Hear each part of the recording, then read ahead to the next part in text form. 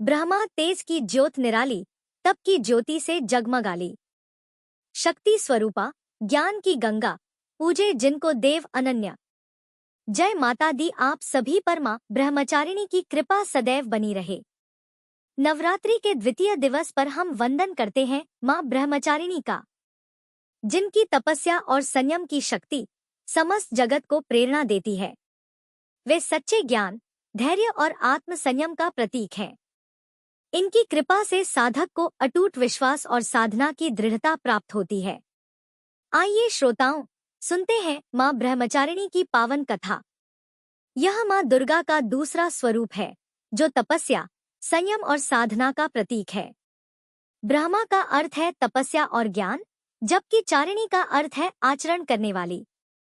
इसलिए मां ब्रह्मचारिणी वह देवी हैं, जो तप और साधना के मार्ग पर अग्रसर रहने वाली हैं। पुराणों के अनुसार यह स्वरूप माता पार्वती का ही है। जब उन्होंने भगवान शिव को पति रूप में प्राप्त करने के लिए कठोर तप किया था, मां ब्रह्मचारिणी के दाएं हाथ में जप माला और बाएं हाथ में कमंडल होता है, जो तपस्विनी स्वरूप का प्रतीक है। उनका तेजस्वी और शांत मुखमंडल साधकों को संयम और तपस्या की प्रेरणा देता है। मां ब्रह्मचारिणी का स्वरूप त्याग और कठिन तपस्या का परिचायक है। माता पार्वती ने भगवान शिव को पति रूप में प्राप्त करने के लिए कई वर्षों तक घोर तप किया। प्रारंभ में वे केवल फल फूल खाकर तपस्या करती रही, फिर कई वर्षों तक केवल पत्तों पर जीवन यापन किया। इसके बाद उन्होंने अन्न और जल का भी त्याग कर दिया और कठोर व्रत धारण किए। मां की यह तपस्या हजारों वर्षों तक चली, जिससे सभी देवता, ऋषि मुनि और स्वयं ब्रह्मा जी भी प्रभावित हुए। उनकी इस कठोर साधना के कारण उन्हें ब्रह्मचारिणी नाम से जाना गया। बाल्यकाल से ही माता पार्वती भगवान शिव को अपना पति मानती थी। जब नारद मुनि ने उन्हें बताया कि पूर्व जन्म में वे सती थी और शिव जी को पुनः प्राप्त करने के लिए अब उन्हें कठोर तपस्या करनी होगी, तब माता ने संकल्प लिया कि वे हर कठिनाई सहकर भी अपने आराध्य शिव को पति रूप में प्राप्त करेंगी। फिर उन्होंने अपने राजसी सुखों का त्याग कर वन में जाकर कठिन तपस्या आरंभ की। यह संकल्प उनकी अद्वितीय आस्था और समर्पण का प्रतीक था। माता ब्रह्मचारिणी की कठोर तपस्या देखकर देवता भी आश्चर्यचकित थे। उनकी आराधना इतनी प्रचंड थी कि समस्त लोकों में ऊर्जा का संचार होने लगा। देवताओं ने भगवान विष्णु से अनुरोध किया कि वे माता पार्वती की परीक्षा लें। भगवान विष्णु ने स्वयं उनके धैर्य और समर्पण की परीक्षा ली और अंततः सभी देवताओं ने उन्हें आशीर्वाद दिया कि वे अपने तप से भगवान शिव को प्राप्त करेंगी।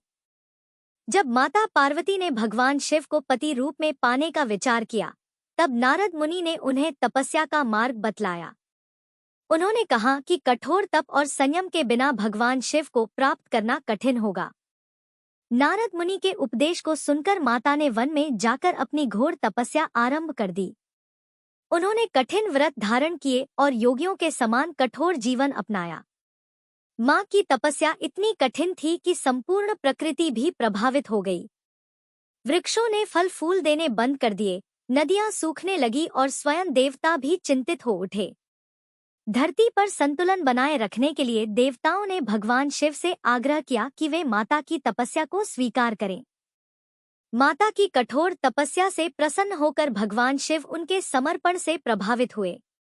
उन्होंने माता ब्रह्मचारिणी को वरदान दिया कि वे ही उनके पति बनेंगे। भगवान शिव के दर्शन पाकर माता का तप सफल हुआ और वे गौरी रूप में पुनः राजमहल लौट आई। आगे चलकर भगवान शिव और माता पार्वती जी का विवाह संपन्न हुआ। मां ब्रह्मचारिणी की पूजा करने से भक्तों को संयम, धैर्य और तप की शक्ति प्राप्त होती है। उनकी कृपा से साधक को हर संकट में साहस और आत्मविश्वास प्राप्त होता है। ऐसा माना जाता है कि जो भक्त सच्चे मन से मां ब्रह्मचारिणी की उपासना करता है, उसे सफलता, वैवाहिक सुख और मोक्ष का आशीर्वाद प्राप्त होता है। मां ब्रह्मचारिणी हमें धैर्य और तपस्या का महत्व सिखाती हैं।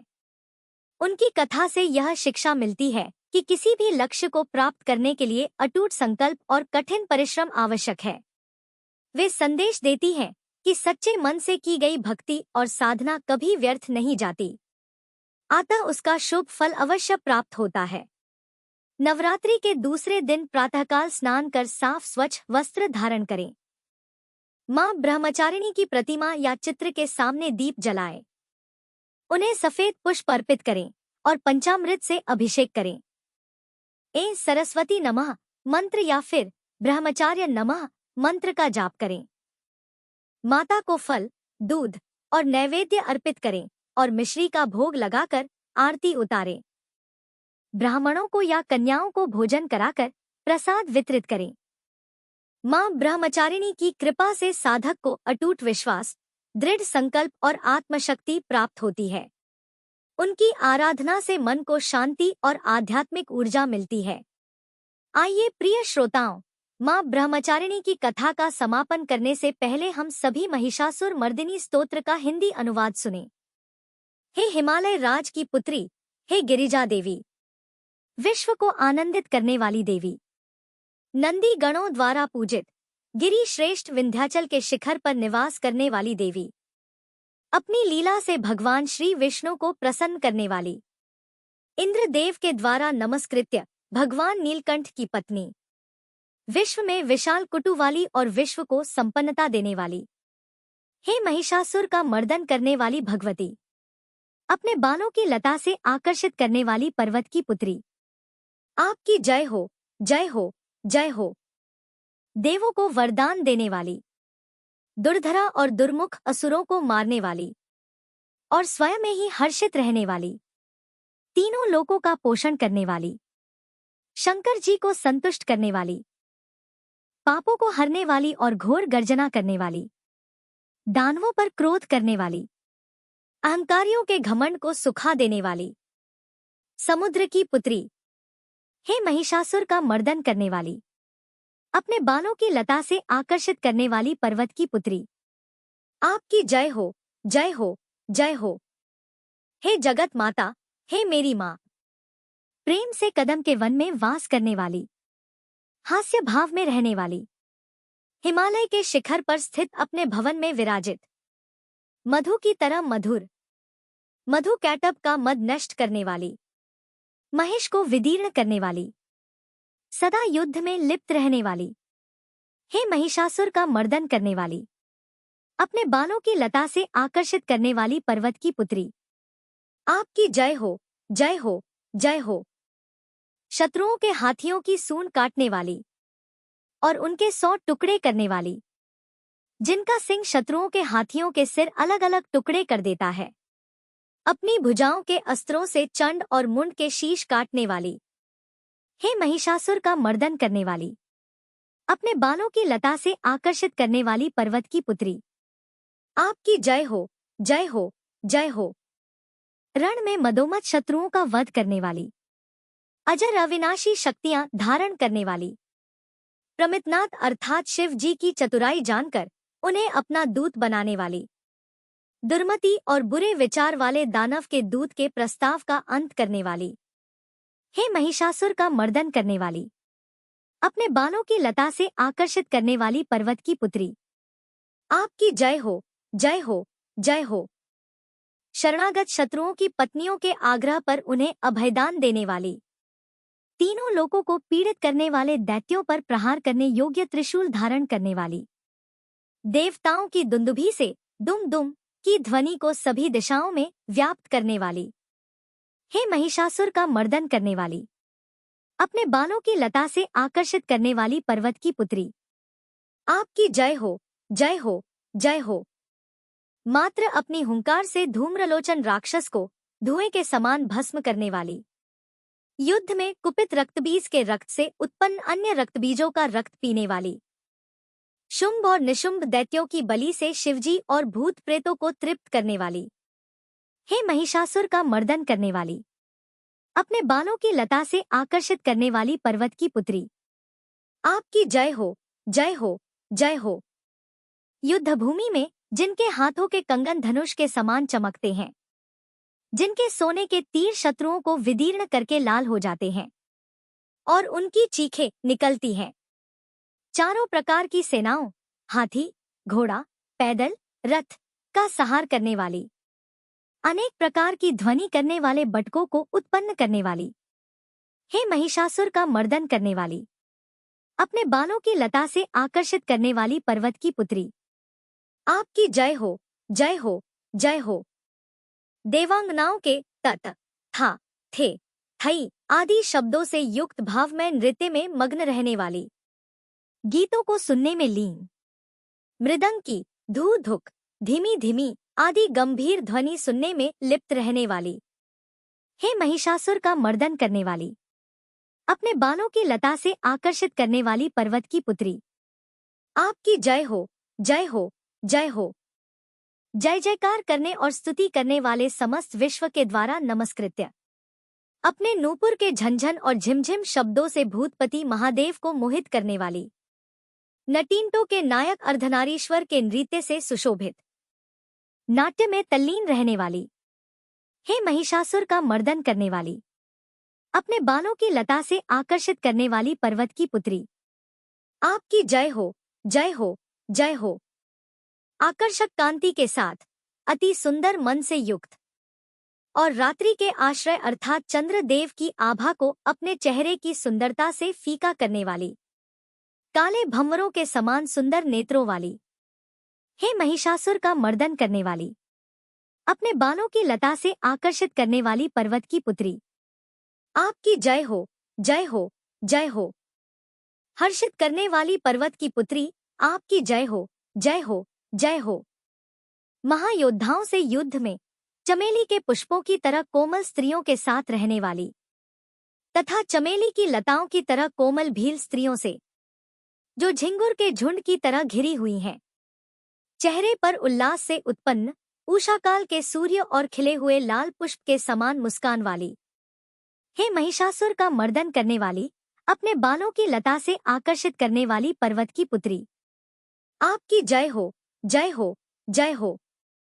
जिसके कानों से लगातार मद बहता रहता है उस हाथी के समान उत्तेजित, हे गजेश्वरी, तीनों लोकों के आभूषण रूप, सौंदर्य, शक्ति और कलाओं से सुशोभित, हे राजपुत्र, सुंदर मुस्कान वाली स्त्रियों को पाने के लिए मन में मोह उत्पन्न करने वाली, मन्मथ की पुत्री के समान, हे महिषासुर का मर्दन करने वाली, अपने बालों की लता से आकर्षित करने वाली पर्वत की पुत्री, आपकी जय हो, जय हो, जय हो। जिनका कमलदल के समान कोमल, स्वच्छ और कांति से युक्त मस्तक है, हंसों के समान जिनकी चाल है, जिनसे सभी कलाओं का उद्भव हुआ है, जिनके बालों में भंवरों से घिरे कुमुदनी के पुष्प और बकुल पुष्प सुशोभित हैं, हे महिषासुर का मर्दन करने वाली, अपने बालों की लता से आकर्षित करने वाली पर्वत की पुत्री, जय हो, जय हो, जय हो। जिनके हाथों की मुरली से बहने वाली ध्वनि से कोयल की आवाज भी लज्जित हो जाती है, जो खिले हुए फूलों से रंगीन पर्वतों से विचरती पुलिन जनजाति की स्त्रियों के साथ मनोहर गीत गाती है, जो सद्गुणों से संपन्न शबरी जाति की स्त्रियों के साथ खेलती है, हे महिषासुर का मर्दन करने वाली, अपने बालों की लता से आकर्षित करने वाली पर्वत की पुत्री, आपकी जय हो, जय हो, जय हो। जिनकी चमक से चंद्रमा की रोशनी फीकी पड़ जाए, ऐसे सुंदर रेशम के वस्त्रों से जिनकी कमर सुशोभित है, देवताओं और असुरों के सिर झुकने पर उनके मुकुट की मणियों से जिनके पैरों के नाखून चंद्रमा की तरह दमकते हैं, और जैसे सोने के पर्वतों पर विजय पाकर कोई हाथी मदोमत हो जाता है, वैसे ही देवी के उरोज कलश की तरह प्रतीत होते हैं, ऐसी है महिषासुर का मर्दन करने वाली, अपने बालों की लता से आकर्षित करने वाली पर्वत की पुत्री, आपकी जय हो, जय हो, जय हो। सहस्त्र दैत्यों के सहस्त्र हाथों से सहस्त्र युद्ध जीतने वाली और सहस्त्र हाथों से पूजित, सुर तारक उत्पन्न करने वाली, उसका तारकासुर के साथ युद्ध कराने वाली, राजा सूरत और समाधि नामक वैश्य की भक्ति से समान रूप से संतुष्ट होने वाली, हे महिषासुर का मर्दन करने वाली, बालों की लता से आकर्षित करने वाली पर्वत की पुत्री, आपकी जय हो, जय हो, जय हो। जो भी आपके दयामय पदकमलों की सेवा करता है, हे कमले, वह व्यक्ति कमल निवास कैसे ना बने। हे शिवे, आपके पदकमल ही परम पद हैं। उनका ध्यान करने पर भी परम पद में कैसे नहीं पाऊंगा। हे महिषासुर का मर्दन करने वाली, बालों की लता से आकर्षित करने वाली पर्वत की पुत्री, आपकी जय हो, जय हो, जय हो। सोने के समान चमकते हुए नदी के जल से जो आपके रंग भवन में छिड़काव करेगा, वह इंद्राणी के वक्ष से आलिंगन होने वाले इंद्र के समान सुखा अभूतपूर्व करने वाली, बालों की लता से आकर्षित करने वाली पर्वत की पुत्री, आपकी जय हो, जय हो, जय हो। आपका निर्मल चंद्र समान मुख चंद्रमा का निवास है, जो सभी अशुद्धियों को दूर कर देता है। नहीं तो क्यों मेरा मन इंद्रपुरी की सुंदर स्त्रियों से विमुख हो गया है। मेरे मत के अनुसार आपकी कृपा के बिना शिव नाम के धन की प्राप्ति कैसे संभव हो सकती है। हे महिषासुर का मर्दन करने वाली, बालों की लता से आकर्षित करने वाली पर्वत की पुत्री, आपकी जय हो, जय हो, जय हो। हे दीनों पर दया करने वाली उमा, मुझ पर भी दया कर ही दो। हे जगत जननी, जैसे आप दया की वर्षा करती हो, वैसे ही तीरों की भी वर्षा करती हो। इसलिए इस समय जैसा आपको उचित लगे वैसा करो। मेरे पाप और ताप दूर कर दो। हे महिषासुर का मर्दन करने वाली, बालों की लता से आकर्षित करने वाली पर्वत की पुत्री, आपकी जय हो, जय हो, जय हो। सभी प्रेम से बोलिए, मां ब्रह्मचारिणी की जय।